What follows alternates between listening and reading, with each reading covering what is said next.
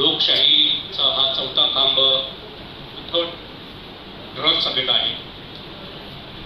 व्यवस्थेला प्रश्न विचारण्याची सोय धोक्यात आलेली आहे.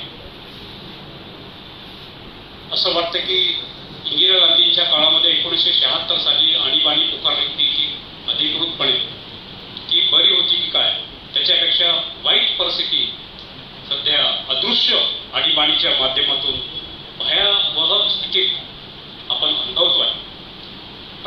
व्यवस्थेला प्रश्न जो विचारेल तो शत्रू, तो कारवाईला पात्र, आणि त्याचा लोन जिल्हा स्तरापर्यंत आलेला आहे. आपलं व्यवस्थापन, त्याची कार्यपद्धती आपण पाहतोय तेव्हा मन अस्वस्थ होतं. मुक्त पत्रकारिता करण्यासाठी खूप बंधनं आलेली आहेत. एखादी चांगली बातमी जर प्रसिद्ध करायची म्हणली की सर्वप्रथम व्यवस्थापनाला अंगावर घ्यावं लागतं. अशी भयानक परिस्थिती आहे.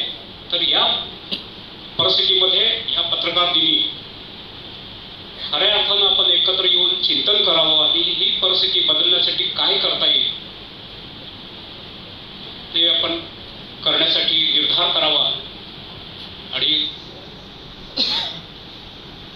या ठिकाणी शिंदे साहेब आहेत, कंकणवाडी मॅडम आहेत, आमचे जिल्हा माहिती अधिकारी सोनटक्के साहेब आहेत, इतर राष्ट्रीय आमचे कोटे साहेब आहेत, चेतन नरोटे साहेब आहेत. सोलापूर जिल्ह्याचे प्रश्न सुद्धा तेवढेच महत्वाचे आहेत. आपला एक प्रोजेक्ट मंजूर झालेला तो दुसऱ्या जिल्ह्यामध्ये पळवला जात आहे. पूर्वी लातूरला पळवलं गेलं होतं असं म्हणतात, आणि आता अलीकडं 10-15 वर्षामध्ये बारामतीकडे एक प्रकल्प चाललेले आहेत. तर या विषयावर केवळ आपण बातम्या लिहून चालत नाही, तर जनमत जागृत करण्यासाठी आणि त्याबद्दल प्रश्न विचारण्यासाठी, आपल्या नेत्यांना प्रश्न विचारण्यासाठी आपण पुढे यायला पाहिजे. काय पेपरला बातमी आली की त्याची दखल कितपत दिसली जाते माहीत नाही. जे एवढं आपली समाजमनाची संवेदनशीलता जी आहे ती नष्ट होत चाललेली आहे. लायब्ररीमध्ये आणि मग ती धडपड करावी लागायची. आज तसं नाही. घर बसल्या ही सगळी माहिती मिळते, आणि त्याही पेक्षा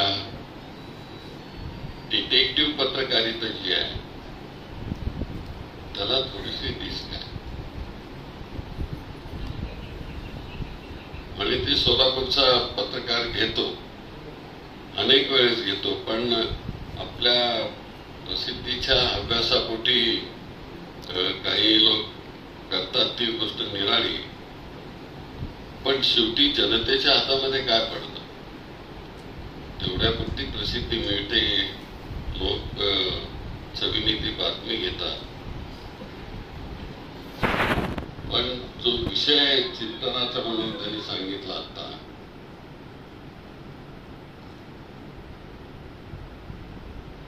तो चिंतनाची बातमी ती होऊ शकते का नुसतीच बातमी द्यायची आणि त्याच्यातून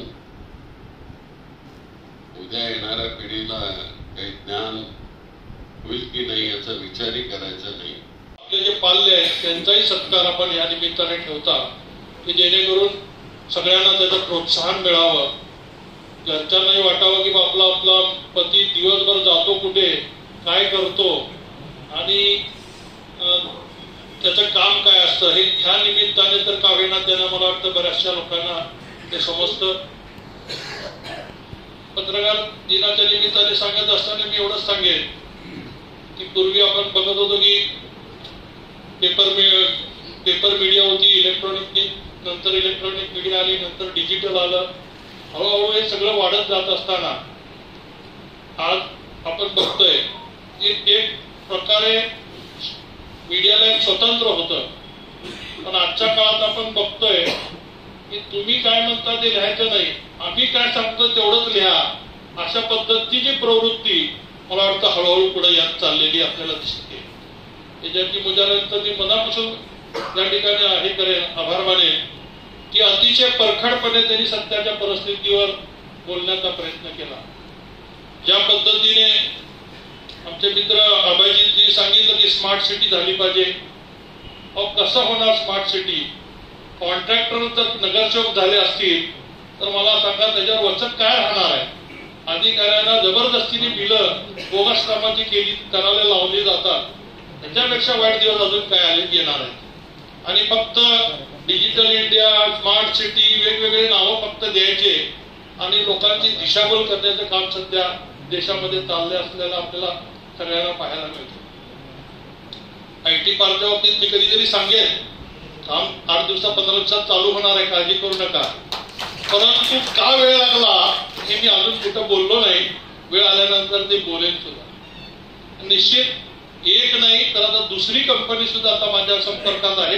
त्यामुळे दुसऱ्या कंपनीचं सुद्धा लवकरच भूमिपूजन आपण करू. हे काम चालू झाल्यानंतर त्या कंपनीचं सुद्धा काम चालू होईल. पण हे करत असताना मला निश्चित खात्री आहे की काम करत असताना तुम्हाला पत्रकारांना जशा अडचणी येतात तशा अडचणी आम्हाला सुद्धा फार मोठ्या प्रमाणामध्ये येतात. बातमी मिळवणं एवढी सोपं काम नसतं. तुम्ही जीव धोक्यात घालून सुद्धा अनेक वेळा ही पत्रकारिता करता. तुम्हाला एखादी बातमी मिळवणं एवढं सोपं नसतं. पण तुम्ही तसे चाणक्य पण असता की आमच्या तोंडातून काय बोलायला लावायचं हे मला वाटतं लोकांना शिकवावं लागत नाही. ते बरोबर तुम्हाला कुठली बातमी कशी आणायची लोकांसमोर ते खरोखरच चांगलं येत असतं. आणि हे मला वाटतं केवळ शिक्षण किंवा वेगवेगळे मला वाटतं पत्रकारिता बरेचसे आपण बघतो की पूर्वी अनेक पत्रकार त्याला शिक्षणाला काही हे नव्हतं. पण आता अलीकडे आले कोर्सेस निघालेले आहेत. पत्रकारिते सुद्धा कमीत कमी 12वी पास असलं पाहिजे वगैरे वगैरे आता काही अटी आलेले आहेत. परंतु हे सगळं होत असताना सुद्धा जे दर्पणकार आपल्या जांभेकरांनी जे दर्पणकार काढलं, दर्पण म्हणजे आरसा, आणि त्यांची अपेक्षा आजही आता मला वाटतं भारताची अपेक्षा हीच आहे, जसं आहे तसं दाखवा. दर्पणाप्रमाणे जे आहे ते लोकांसमोर दाखवण्याचा प्रयत्न करा. त्यांचं मत तुम्ही तयार करण्याचा प्रयत्न करू नका. एवढीच विनंती या निमित्ताने मी सुद्धा करणार. कारण देशामध्ये वेगळ्या पद्धतीकडे देश घेऊन चाललेला आहे. उद्या लोकशाही जिवंत राहणार आहे का नाही अशी भीती आता वाटत चाललेली आहे. कायद्याची सुद्धा पायमल्ली होते. ज्युडिशरीने सुद्धा आता विकत घेतला जाते किंवा त्याच्यावर प्रेशर आणलं जाते. अनेक गोष्टी आपण बघतो. अधिकारी सुद्धा भीतीने काम करतायत. अनेक लोक व्हॉलंटरी राजीनामा लवकर देण्याचा प्रयत्न करतायत. का तर काम करत असताना त्यांच्यावर जे दडपण येत आहे ते दडपण मला वाटतं पत्रकारितेने ह्याच्यावर मोठ्या प्रमाणामध्ये आवाज उठवण्याची काळाची गरज झाली.